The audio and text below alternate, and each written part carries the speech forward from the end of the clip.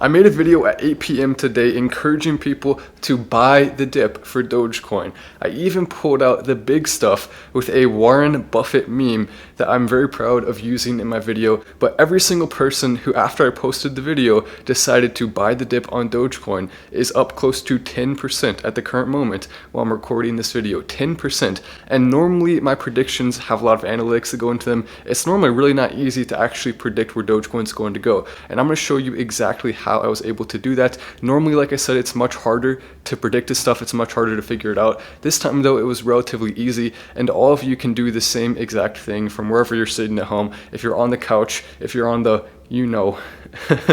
or if you're sitting just in bed or whatever, all of you can do this from home. You can also join my Discord chat if you want to talk more about it.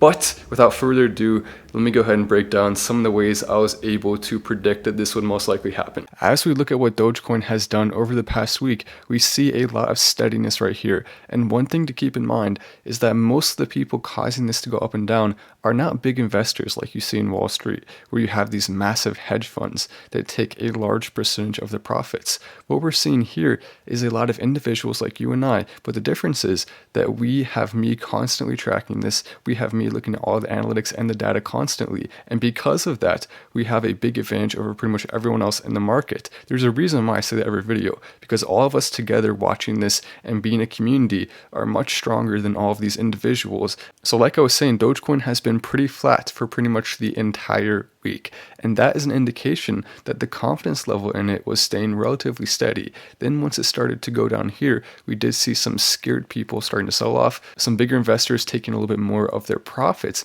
and that's what caused it to dip a little bit. But as it did that, there were some people waiting and watching, and once it went down a little bit, they start to buy in. And what you're going to see is that there are currently a lot of people watching this right now and waiting for it to hit a certain point before they decide to come in. In people's minds, one of those big marks is around 0.008, and I posted that video right as it started to go directly under that. So in people's minds, a lot of people are saying to themselves, well, you know what, I'm going to buy Dogecoin once it hits that point, then I'm going to hold on to it and see what happens in the long run. So as it started to go down to that specific point in people's minds, I realized, okay, well, we just saw 3 in a row where it went down a little bit and then came back up. So once we went down here, this time it's actually breaking a pretty big mental barrier of 0.008. So I predicted that the spike was about to happen, and I was able to do that relatively easily. Normally, like I said, it takes a lot more analytics, it takes a lot more math, but this was relatively easy. Once it hit that mental mark, people started buying, and of course it went up again, and you would have made about 10% on your money approximately if you had timed this perfectly, which was hard to do.